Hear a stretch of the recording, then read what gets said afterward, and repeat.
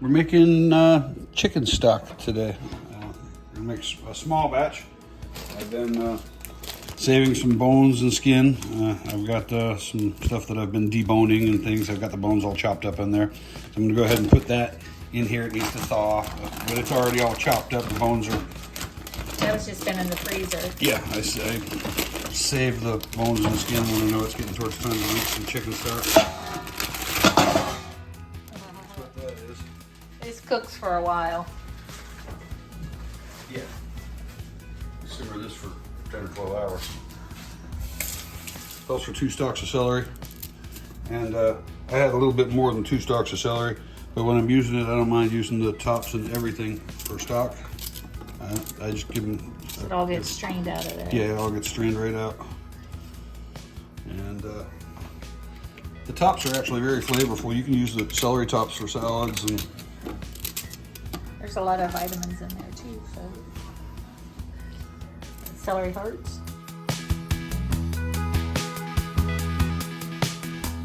And everything else, I mean, really, I just give the carrots and stuff a quick rinse. I don't peel them. I don't knock the ends off or nothing. You don't cut them or nothing? Nothing. I chop them up roughly, yes, I do. But even the onions and the stuff, I leave the skin on. I mean, it goes quick. Like that. Knock that. The garlic. I just take a whole head of garlic. Might be a little trickier cutting it, so just be careful. And you can throw the whole thing in there. Paper and all, it doesn't matter. I say it don't matter. And then I go ahead. Yeah, if it comes loose in your hand, That's stuck to me.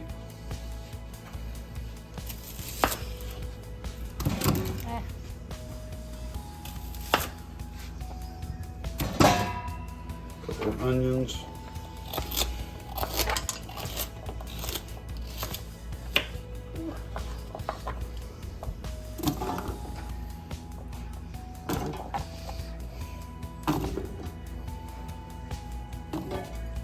We had made some stuff earlier and I used way too much scallion and it's going in there too.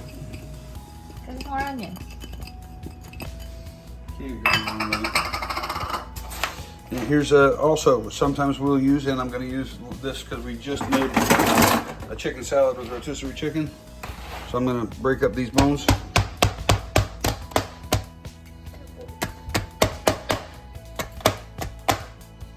And they all go in there too. You get all the other bones. Cooked bones like to fly across the room. So you gotta be careful. But it helps get that marrow, bone marrow out. Yep. All the raw bones I made sure I chopped open. Get your bone broth. You know this is a chicken. Yeah. Raw works better, but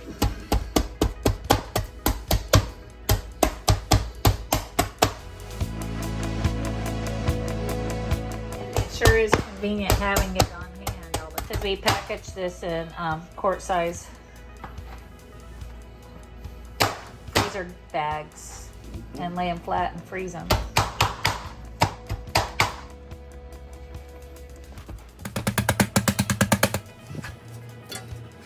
This is a small amount. Usually we make a much bigger pot.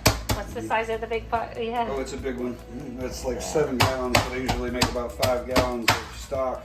And this is what, a 3 gallon? Yeah, something like that. It's gonna be smaller. Rotisserie bird.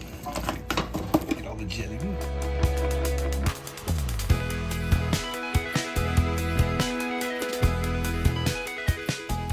Tablespoon peppercorns. Tablespoon cracked whole black peppercorns just cracked. A tablespoon of those. I'll just give a tablespoon. Put it in there, then I have to kind of put my hand over it. Because they'll go everywhere.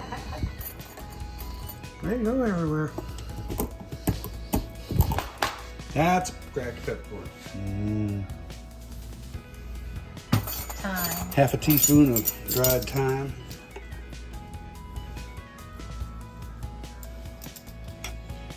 A couple tablespoons of emu. We use cheap Aldi winking owl For cooking wine. for cooking wine. Yeah, it's like for white cooking it's like wine. $3 or $4 a bottle. Yeah. I can just scale this up for how much bones and stuff I got.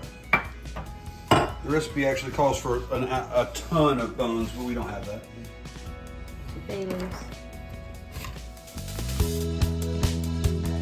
Yep, we got the bones, the wine, the olive oil, 2 onions, 2 stalks of celery, carrots, a gallon. We're going to fill it up with Water. We got the garlic head, dried thyme, the bay leaves, and the peppercorn. Now it's time for water. It's time to add the water. Fill it all the way up, almost to the very top.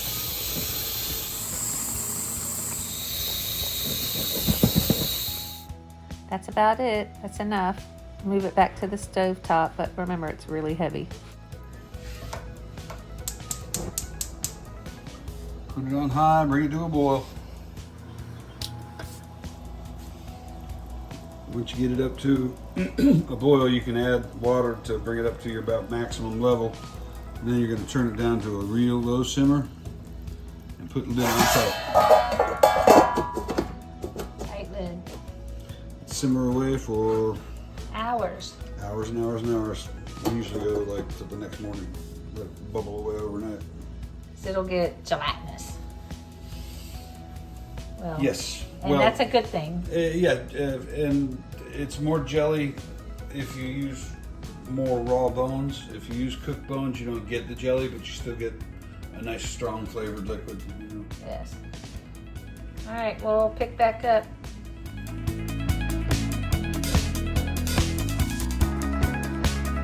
All right, there's our stock. We bubbled it for about 10 hours, and I've let it cool for about 6 or 7. It's still a little warm, but not too bad. We're gonna strain out the particles and get it in the. I put it in these gallon jugs, and after I strain it, and then after I do that, I put it in the refrigerator, To let it cool completely. and then all the fat will get hard on the top, where you can actually just take a spoon to it and kind of dip it out.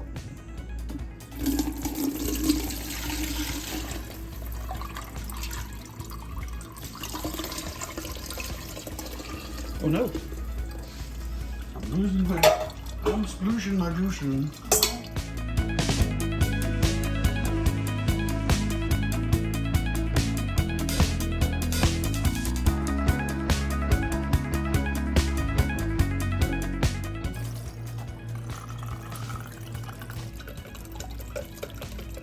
You can still see the fat in there, Oh yeah.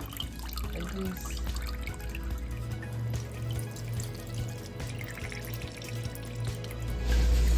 Let's see.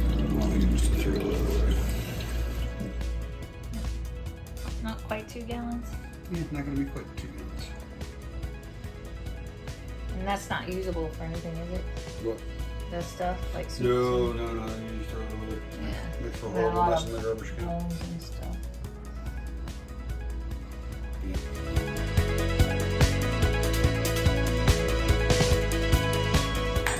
All right, we had it in the refrigerator overnight. All the fat comes up to the top. You can see it, and you can just kind of Yeah. scoop it out of the way. Yeah, I'm glad that's coming out.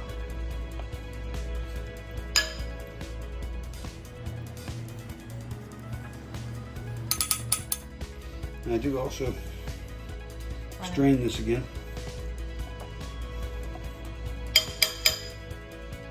With a bit of a finer mesh strainer this time.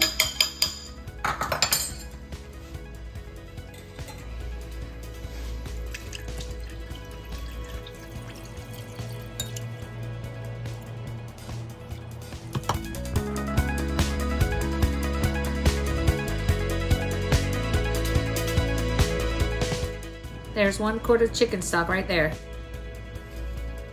Freezer quart-size bags. we have tried off brands, and you got to be careful because it's liquid when you lay them on their side because you want them to freeze flat. They tend to leak, so you do want a baggie that. And we've had even Ziploc brand ones that have. Yeah, there was like a pinhole whole Yeah, batch of them. yeah. We like would buy them and buy them. Yeah, you better zip them and then turn them upside down. Look, make sure you pee a Yeah, little. otherwise Pee. it's gonna be all in your freezer. Yeah. Oh, sorry. No. So there you go. Make your own chicken stock. Enjoy.